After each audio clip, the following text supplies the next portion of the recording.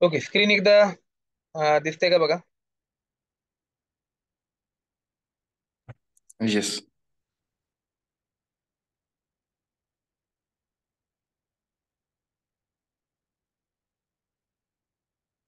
हम्म.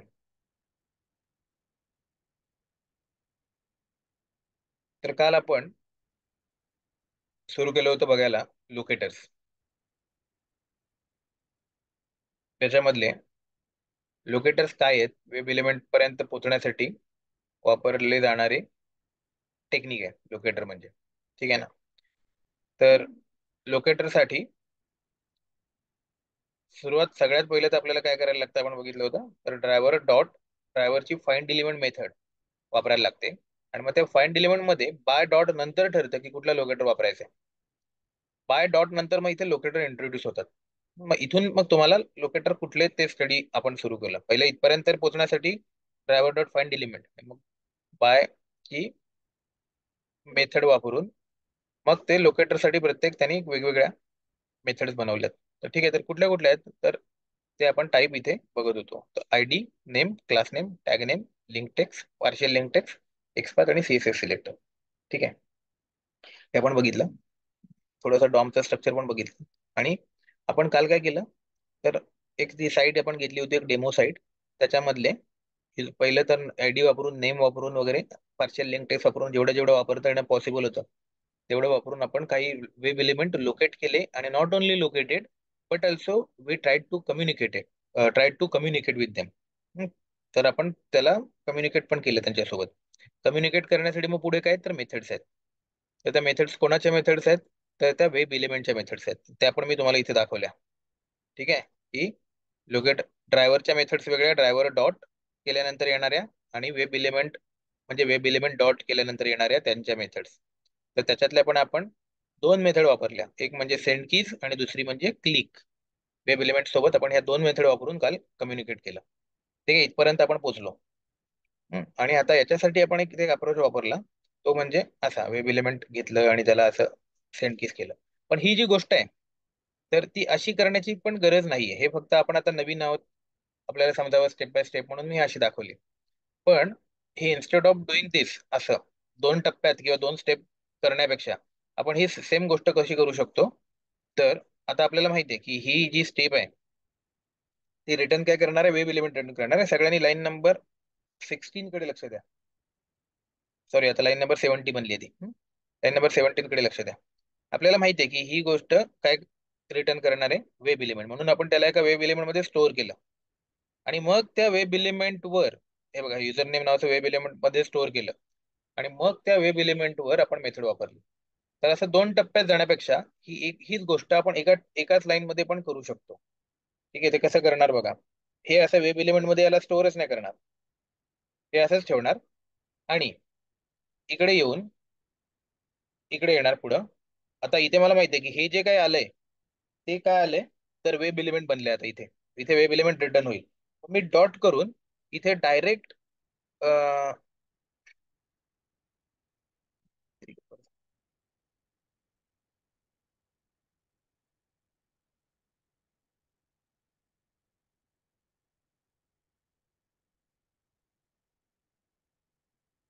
ओके, इथे डॉट करून मी डायरेक्ट हे वेब एलिमेंट बनल्यामुळे वेब एलिमेंटची मेथड मी याच्यावर डायरेक्ट वापरू शकतो. कळलं ना. याला मी एका व्हेरिएबल मध्ये स्टोअर करून त्याच्यावर वापरत होतो. तर त्याऐवजी मी काय करू शकतो, डॉट करून जी मेथड मला वापरायची आहे ती इथेच डायरेक्ट वापरू शकतो. म्हणजे सेंड की मला वापरायची आहे, तर इथेच मी डायरेक्ट सेंड की वापरू शकतो. तर मी इथेच तिकडे उलट वापरण्यापेक्षा सेंड कीज मी इकडेच वापरणार. ठीक आहे, त्यामुळे हे जे मला द्यायचंय सेंड कीज मध्ये, ते मी इथेच देऊ शकतो, डबल इन्व्हर्टेड कॉमा मध्ये.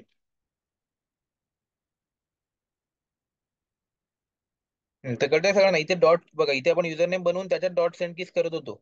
आणि इथे युजर नेम एक वेगळं बनवत होतो. त्याच्याऐवजी दोन टप्प्यात करण्यापेक्षा आपण इथेच डायरेक्ट सेंड की करून जे याच्या युजर नेमवर करतोय ते याच्यावरच केलं. म्हणजे एक व्हेरिएबल स्टोअर करण्याची मेमरी जी आहे ना आपली, एक मेमरी कुठेतरी स्टोअर करण्याची, ती आपण जागा पण वाचवली, आपल्या कोडिंगची एक लाईन पण वाचवली, आणि प्रोग्रामची काय म्हणतात त्याला, रिडेबिलिटी पण आपण आणखीन चांगली केली. हे दोन लाईन वाचायला लागणार होत्या युजरला, ते आता एका लाईन मध्ये समजतंय. ही स्टेप सगळ्यांना समजली. की दोन टप्पे इथे काहीच नाही केलं मी, फक्त दोन टप्प्यातली स्टेप मी एका टप्प्यात त्याला कन्वर्ट केलं. ठीक आहे, एक आपला सेमिकोलॉन राहिला म्हणून तो एरर देतोय.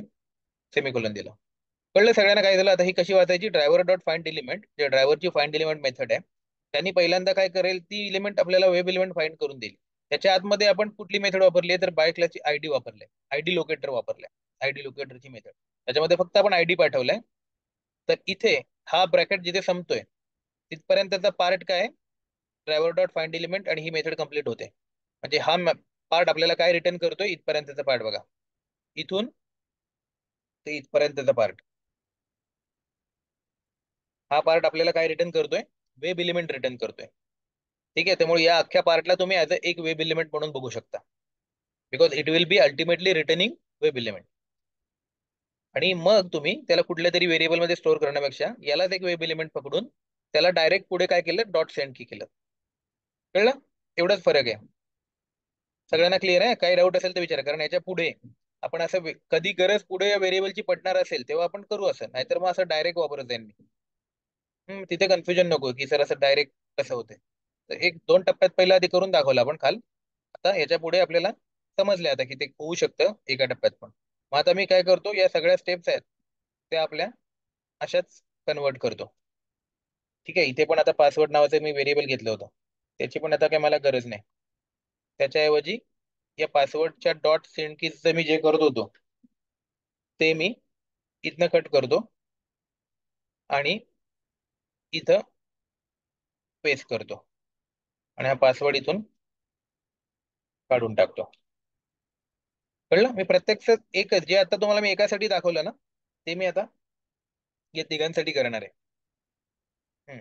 इथलं काढून टाकतो आणि इथनं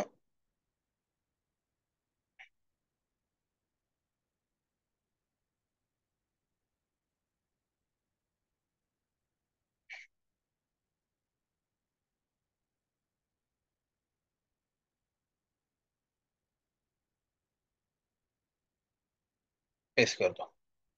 ठीक आहे, आपल्या बघा आता 3 लाईनचाच कोड झाला फक्त. जो 6 लाईनचा कोड होता तो आपण 3 लाईन मध्ये कन्वर्ट केला. कळलं सगळ्यांना ही स्टेप? तसंच परत एकदा इकडे ही बॅग लिंक आहे, त्यासाठी पण सेम गोष्ट आपण करू शकतो. हम्म. आता ही बॅग लिंकची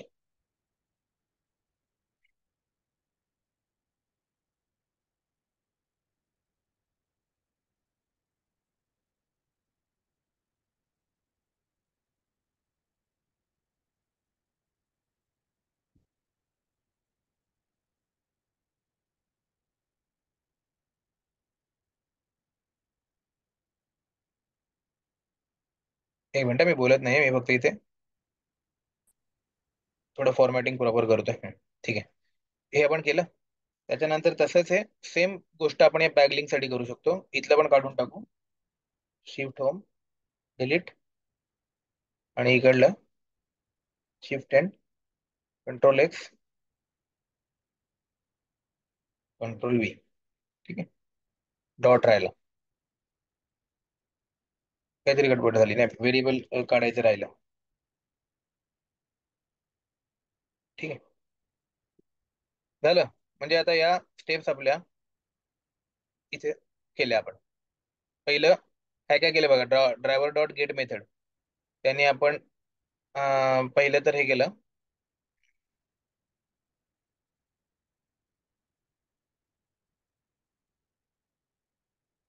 एक मिनिट रश्मी, तुम्ही मेन मेथड घेतली होतीत ना?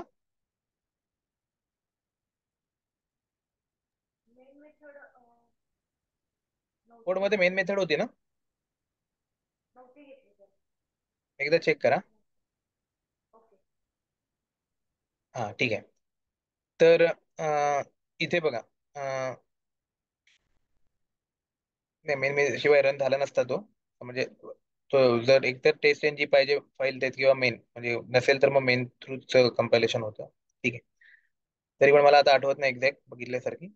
पब्लिक स्टॅटिक वॉइड कुठे दिसल्यासारखं वाटलं नाही मला, मी विचारलं फक्त. ठीक आहे, ते बघू नंतर आपण. तर आता बघा, हे कळलं सगळ्यांना? बघा पहिलं आपण काय केलं, ड्रायव्हर डॉट गेट केलं. आणि साईट कुठली तरी दिली, ती साईट ओपन होईल. नंतर मॅक्झिमाइज केला, नंतर थोडा वेटिंग टाइम दिला लोड होण्यासाठी. नंतर मग पहिलं युजर नेमचं एलिमेंट घेतलं, त्याला पहिल्या लोकेटरने आयडेंटिफाय केला आणि एक मेथड वापरून त्याच्यात युजर नेम पाठवलं. दुसऱ्याला लोकेटरने आयडेंटिफाय केला, मेथड वापरून पासवर्ड पाठवला. तिसऱ्याला पण लोकेटरने आयडेंटिफाय केला बटनला, आणि त्याच्यानंतर त्याच्यावर क्लिक मेथड वापरून त्याच्यावर क्लिक केलं. त्यानंतर थोड्या वेळ थांबलं, मग त्यांनी ते क्लिक केल्यानंतर तो पुढल्या लाईनला गेला, पुढल्या पेजला गेला. मग पुढलं पेज लोड झालं. पुढल्या पेजमध्ये आपण परत एक लिंक होती, त्याला आपण लिंक टेक्स्ट वापरलं पहिलं, नंतर परत पार्शियल लिंक टेक्स्ट वापरलं, दोन्ही पण बघितलं आणि क्लिक केलं. त्याच्यानंतर तो तिसऱ्या पेजला गेला. असं इथपर्यंत आपण पोहोचलो होतो. अशा म्हणजे एक पेज, आणि तिथून पहिलं आपलं होम पेज, लँडिंग पेज, त्याच्यानंतर एक दुसरं पेज, आणि त्याच्यानंतर एक तिसरं पेज, असे 3 पेजचा प्रवास आपण कालपर्यंत बघितला होता. एकदम परत एकदा फक्त रन करू आणि चेक करू की होते का. हा सुरुवातीचा पार्ट आहे म्हणून मी थोडा स्लो जातोय, कारण लोकेटर फर्स्ट टाइम तुम्ही बघताय, most of the people me assume करतोय. ओपन केलं, मॅक्झिमाइज केलं, युजर नेम आता पहिल्या एलिमेंट सोबत इंटरॅक्शन करतोय. युजर नेम टाकलं, पासवर्ड टाकलं, नेक्स्ट लाईनला आलं, परत लिंक वर क्लिक केलं, पुढल्या पेजवरला गेला. ठीक आहे, पार्शियल लिंक वापरून या पेजवर आला. असा आपला प्रोग्राम इथपर्यंत पोहोचला आणि क्लोज केलं, क्विट केलं ड्रायव्हर, 7 सेकंद थांबून क्विट केलं. ठीक आहे, इथपर्यंत आपला प्रोग्राम पोहोचला होता. हम्म? एवढे लोकेटर्स आपले बघून झाले होते. आता आता थोडं आपण बघू, ते म्हणजे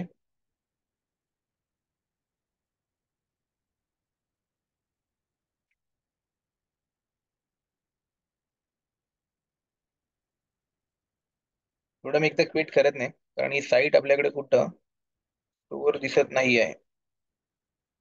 एकदा ती साईट आपल्याला एक्सपाथ काढायला लागेल, त्याच्यामुळे मी इथं ड्रायव्हर डॉट क्विटला कमेंट करतो आणि परत एकदा रन करतो. ठीक आहे, म्हणजे एक इन्स्टन्स आपल्याला राहील, जो वापरून आपण त्याच्यावर इन्स्पेक्ट करू शकतो आणि बाकीचे वेब एलिमेंट काढू शकतो. आपल्याला आता युझिंग टॅग बघायचं आहे, टॅग एट्रिब्यूट वापरून कसं करतात. त्याच्यानंतर आपल्याला फाइंड एलिमेंट्स नावाची मेथड बघायची. ठीक आहे, आता क्लोज नाही करणार ब्राउझर, तर मी मागे जातो. आता आपण पकडू की पहिल्या पेजवर आलाय हा इथे, आणि याला मी आता इन्स्पेक्ट करतो.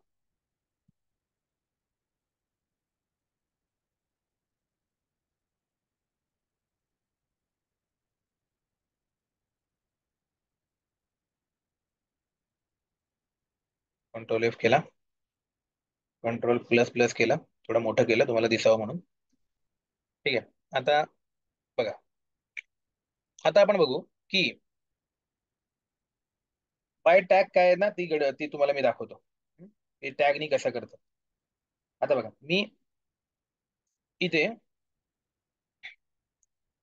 जर ए टाकला, आता हे डबल स्लॅश म्हणजे मी एक्सपाथचं एक जे नोटेशन आहे, तर मला ए टॅगनी किती एलिमेंट सुरू होत आहेत, ते सगळे एलिमेंट दिसतात. तर बघा 1 of 20.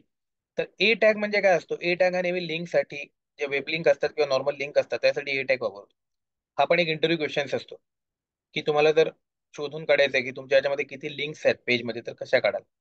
तर त्याचं उत्तर हे आहे की त्या टॅगने आयडेंटिफाय होणारा फक्त मी एक्सपाथ लिंक्स आहे, किंवा त्या टॅगने आयडेंटिफाय होणारा मी हे लिहिन, लोकेटर लिहिन. म्हणजे ए टॅग किती आहेत ते मी फक्त सर्च करेन. ठीक आहे, तर हा एक टॅग आहे. म्हणजे काही काही टॅग काय काय गोष्टींसाठी दिले, जसं इनपुट टॅग असतो, तो तुम्हाला काही इनपुट एलिमेंट असतात त्याच्यासाठी दिले जातात. बटन टॅग असतो, ठीक आहे, तो बटनसाठी, म्हणजे जे क्लिकेबल बटन्स असतात त्याच्यासाठी बटन टॅग दिलेला असतो. असे टॅगचे काही स्पेसिफिक रोल्स आहेत, आणि शक्यतो ते त्याच्यासाठी डेव्हलप करताना वापरतात. जे हे पेज वेब डेव्हलपर, म्हणजे वेब पेज डेव्हलप करणारे जे लोक असतात ना, ते तसा फॉलो करतात. त्यामुळे जेव्हा तुम्ही ए टाकता तेव्हा जेवढ्या लिंक आहेत ते तुम्हाला इथून कळून येतं. म्हणजे ही पहिली लिंक झाली, दुसरी लिंक झाली आहे, तर ते पेजवर आता आपण एक्झॅक्ट नाही आहोत, त्यामुळे ते कुठं कंट्रोल जातोय तो आपल्याला कळत नाही. ठीक आहे, तिसरी लिंक झाली. तर अशा लिंक आहेत, ते प्रत्येक लिंकचा त्यांनी सुरुवात कशाने आहे बघा, तर ए टॅगने आहे, बाकी पुढलं वेगळं असेल सगळं. ठीक आहे, तर हा टॅग वापरून पण आपण काय करू शकतो, एक्सपाथ देऊ शकतो. ठीक आहे, तर आता आपण बघू ते कसा देतात. तर पहिल्या तर आपण या पेजवर आलोय कंट्रोल, म्हणजे पहिल्या पेजवरनं लॉग इन करून जेव्हा या पेजवर आलो त्याच्यानंतर आपल्याला ते वापरायचंय. ठीक आहे, त्यामुळे इथे वापरायचं ते. इथे आपण जिथे पार्शल लिंक टेस्ट वापरत होतो. ठीक आहे, तर आता पार्शल लिंक टेस्टला कमेंट करू, कारण ते जर वापरलं तर क्लिक होऊन कंट्रोल कुठे जाईल, नेक्स्ट पेजवर जाईल. आपल्याला नेक्स्ट पेजवर नाही घालवायचंय. ठीक आहे, आपल्याला त्याच पेजवर ठेवायचंय कंट्रोल. त्यामुळे आपण काय करू, इथे आता आपण लिहू code driver dot find element. पहिला तर असाच कोड लिहू चुकीचा, आणि मग बरोबर लिहू बाय डॉट. आता बघा बाय डॉट, तर इथे मी टॅग नेम टाकतो. हं? आणि याच्यामध्ये टॅग देतो ए. ठीक आहे, कंट्रोल एस करतो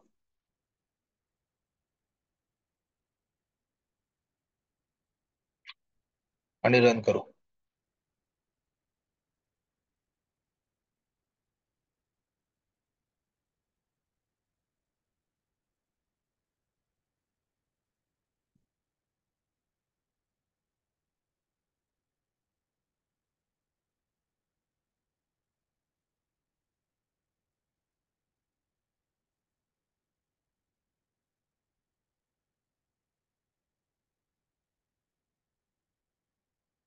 ठीक आहे, आला तो या पेजवर.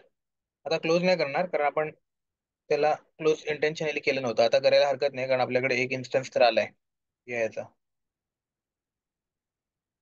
ठीक आहे. ठीक आहे, तर हा नाही केला, मी याला क्लोज करतो आणि येतो इथं. आता बघा इथे बघा.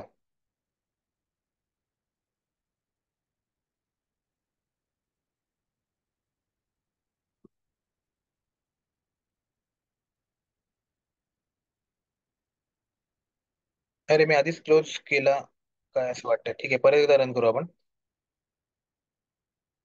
हम्म. नाही झालं, वर्क झाला पूर्ण. आणि त्यांनी तो एक्सपायर फाइंड केला. पण आता प्रॉब्लेम कसा आहे, तर एक्सपायर आपल्याला माहिती आहे की फाइंड केल्यानंतर पण आपण त्याच्यावर कुठलं ऑपरेशनच करत नाही होत. त्यामुळे आपल्याला पुढं काही करता येणार नाही. पण आपण एक काम करू, तर याच्यावर आता काय करू, डॉट क्लिक करू. डॉट क्लिक करू. ठीक आहे, एक टॅगने एक गेला आणि मी डॉट क्लिक करतो, म्हणजे आपल्याला कळेल की क्लिक झाल्यावर की तो कुठं दुसरीकडे जातोय का, म्हणजे एक्सपाथ ऍक्च्युली वर्क होतोय का ते कळेल. मला माहित नाही की कुठला एक्सपाथ त्याच्यातनं फाइंड होतोय. मी फक्त एक टॅग नेम दिलं. टॅग नेम हे शोध आणि त्या एक्सपाथवर क्लिक कर असं मी म्हणतोय. सॉरी, त्या लोकेटरवर क्लिक कर, म्हणजे त्या वेब एलिमेंट या लोकेटरनी शोध आणि त्या वेब एलिमेंटवर क्लिक कर. एक्सपाथ चुकून माझ्या तोंडून शब्द येतोय. बघा तो आला.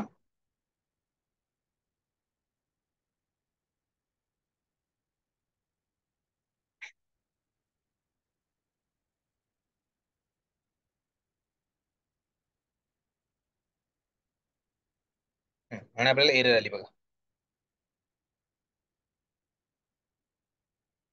बघा, एलिमेंट नॉट इंटरॅक्टेबल, म्हणजे जी लिंक त्यांनी दिली होती ती लिंक इंटरॅक्टेबलच नाहीये.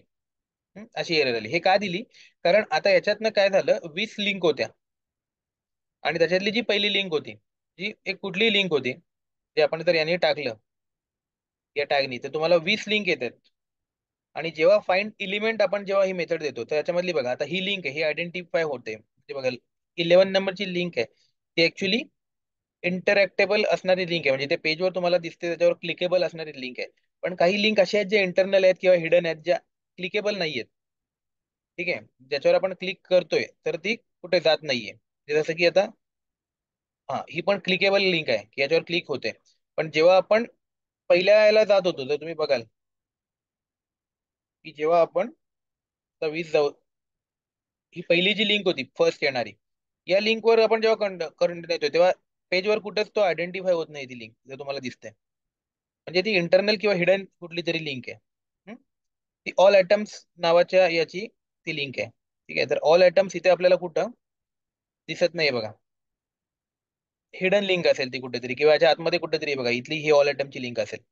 तर ही लिंक करण्यासाठी काय करायला पाहिजे, सगळ्यात पहिले तर मला याच्यावर क्लिक केली पाहिजे. याच्यावर क्लिक केल्यानंतर मग ती लिंक डिस्प्ले होईल. तोपर्यंत ती लिंक डिस्प्ले नाहीये. ती लिंक तर स्टेटस जो आहे ना तो डिसेबल्ड आहे. ठीक आहे. तर त्याच्यामुळे तुम्हाला काय करायला लागेल, ही क्लिक होत नाहीये, इंटरॅक्टेबल नाहीये तो म्हणतोय. तर त्याच्यामुळे आपल्याला ही लिंक नाहीये, म्हणजे क्लिक त्यांनी नाही केली. ठीक आहे, कारण आता ती पेजच्या डोम मध्ये क्लिकेबल नाहीये. ठीक आहे. तर हे का झालं, कारण मी एक कुठली तरी स्पेसिफिक लिंक नाही दिली, मी काय दिलं, एक नॉर्मल टॅगनी केलं, त्यामुळे 20च्या 20 आले. आणि आता बघा, दोन मेथडचा फरक बघू आता आपण इथे. हम्म, याच्यामध्ये दोन मेथड्स आहेत. याच्यामध्ये एक्सपाथशी आपण जेव्हा डील करतो तेव्हा दोन मेथड येतात. तर एक मेथड आहे ती म्हणजे फाइंड एलिमेंट, आणि दुसरी मेथड आहे ती म्हणजे फाइंड एलिमेंट्स. ठीक आहे.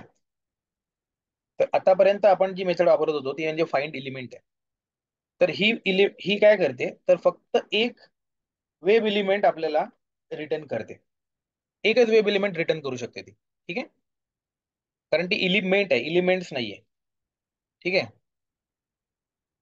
आणि बघा नीट, आता याच्यावर खूप प्रश्न विचारतात इंटरव्ह्यू मध्ये. जर तुमचे 5 इंटरव्ह्यू असतील तर त्याच्यामधल्या तुम्हाला 3 इंटरव्ह्यू मध्ये किंवा 2 इंटरव्ह्यू मध्ये तर 100% याच्यामधला क्वेश्चन असतो की फाइंड एलिमेंट आणि फाइंड एलिमेंट्स मधला फरक सांग.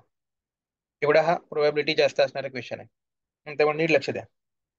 तर आपण आतापर्यंत फाइंड एलिमेंट, पहिलं तर सांगायचं ही मेथड कोणाची आहे. जेव्हा असं विचारायला सुरुवात करतात तेव्हा प्रॉपर आपलं नॉलेज फ्लॉन्ट करायचं की कुठल्या क्लासची मेथड आहे, कशी ते एक्झॅक्टली सांगायचं. आणि आपल्याला ते ऑब्जेक्ट ओरिएंटेड कन्सेप्ट माहिती आहेत ना, हे प्रत्येक उत्तरात जरा दाखवून द्यायचं की ड्रायव्हर जो क्लास आहे, सॉरी वेब ड्रायव्हर जो इंटरफेस आहे त्याच्यामध्ये लिहिलेली ही मेथड्स आहे, जे बरेचसे क्रोम ड्रायव्हर क्लास किंवा बरेचसे क्लासेस इम्प्लिमेंट करतात ही मेथड.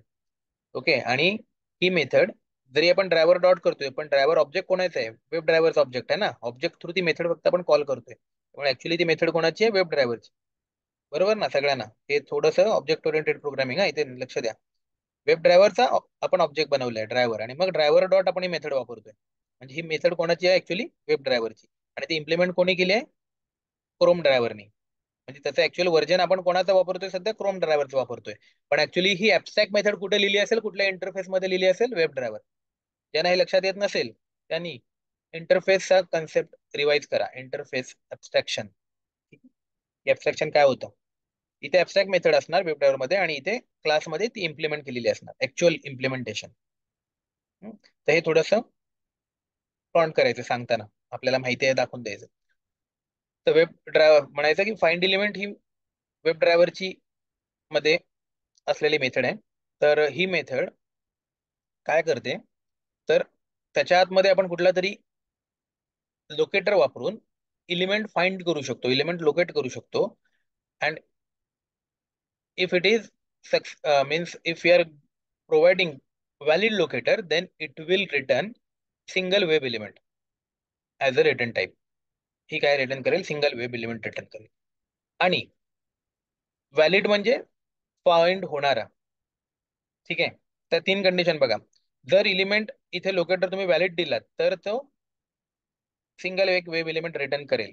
व्हॅलिड नसेल तर आपण काल बघितलं, आपल्याला आलं होतं ना की नो सच, कुठलं तरी एक आपल्याला काल एक्सेप्शन आलं होतं बघा. तर ते एक्सेप्शन ते करेल. ठीक आहे. आणि जर याच्यामधला एलिमेंट आहे, त्याचे जर मल्टिपल एलिमेंट्स त्याच सेम लोकेटरचे असतील, जसं की आजची केस झाली की याच्यामधून पाठवला, मी एक लोकेटर पाठवला, पण या लोकेटरनी एक युनिक एलिमेंट आयडेंटिफाय नाही केलं. जेव्हा मी हे एलिमेंट देतोय तेव्हा मल्टिपल एलिमेंट्स आयडेंटिफाय, ए नावाचे टॅग असलेले मल्टिपल एलिमेंट्स आहेत. तर तेव्हा फाइंड एलिमेंट काय करेल, तर त्या सगळ्या सिक्वेन्स मधला जो पहिला वेब एलिमेंट असेल, लिस्ट मधून जो डॉम मधून वरतून जर सुरू केलं तर तो पहिला वेब एलिमेंट असेल, तर तो पहिला वेब एलिमेंट तो सिलेक्ट करेल. कधी, जेव्हा मल्टिपल असतील तेव्हा. जर युनिक आयडेंटिफाय होत असेल तर तो युनिक करेल. आणि जर त्या लोकेटरनी मल्टिपल वेब एलिमेंट्स आयडेंटिफाय होत असतील तर त्याच्या लिस्ट मधला पहिला तो रिटर्न करतो. पण तो एकच वेब एलिमेंट, एक आणि एकच वेब एलिमेंट रिटर्न करतो. 20 फाइंड होते, पण त्याच्याकडे अबिलिटीज नाहीये 20 घेण्याची, तो त्यातला पहिला उचलतो आणि तुम्हाला देतो. ठीक आहे. त्यामुळे जर मल्टिपल असतील तर ही फाइंड एलिमेंट आपल्याला युजफुल ठरत नाही. फाइंड इलिमेंट जेव्हा तुम्ही वापरता तेव्हा तुम्ही हे मेक शुअर करायचं की त्याच्यामध्ये युनिक इलिमेंट आयडेंटिफाय होतंय. म्हणजे आता आपण जे वापरलं हे ऍक्च्युली चुकीचं आहे, की फाइंड एलिमेंट वापरून आपण एक टॅग नेम दिलं. ते आपल्याला माहिती आहे हे टॅग नेम ऑलरेडी ए टॅगच्या तिथे 20-30 गोष्टी असतील, मग ते फाइंड एलिमेंट मध्ये वापरणंच चुकीचं आहे कॉमन सेन्सनी. टेक्निकली कळतं ना, टेक्निकली सिंटॅक्टिकली हे करेक्ट आहे. करेक्ट का तर याच्यामधून एरर नाही आली, पहिलं एलिमेंट त्याने रिटर्न केलं. पण आपल्याला जर एकच एलिमेंट पाहिजे होतं तर आपण 20 एलिमेंट येणारं फाइंड एलिमेंट देणं चुकीचं आहे. बरोबर आहे ना, कारण फाइंड एलिमेंट एकच एलिमेंट रिटर्न करणार आहे. त्यामुळे आपली काळजी ही घ्यायची की असं काहीतरी लोकेटर द्यायचा जो युनिक असेल, ज्याच्यातनं आपल्याला एकापेक्षा जास्त हे रिटर्न नाही येणार आहेत. कळलं? तर हे झालं फाइंड एलिमेंटचं. मग जेव्हा मल्टिपल असतील तेव्हा काय करायचं? आणि आपल्याला जर सगळेच्या सगळे हवे असतील, काही गोष्टी अशा असतात तेव्हा आपल्याला सगळ्या लिंक लागतात. म्हणजे आपण एकदा घेतो आणि मग त्याच्यानंतर त्याचं काही टेबल वगैरेशी आपण पुढे जेव्हा डील करू तेव्हा मग आपल्याला सगळ्या लागतात. कारण आपण मग नंतर फॉर लूप लावून मग एकेकासोबत इटरेशन करत त्याच्याशी डील करत बसतो. पण जेव्हा असे सगळ्याच्या सगळे लिंक आपल्याला स्टोअर करायचे असतील किंवा सगळ्याच्या सगळे वेब एलिमेंट्स त्या टॅगचे किंवा कुठल्याही याचे आपल्याला स्टोअर करायचे असतील एका पर्टिक्युलर सेटचे, तेव्हा काय करायचं? तर तेव्हा मग फाइंड एलिमेंट्स नावाची मेथड वापरायची. ही काय करते? तर ही तुम्हाला list of web elements return करते. लिस्ट बोलल्यानंतर आता डोक्यात आलं पाहिजे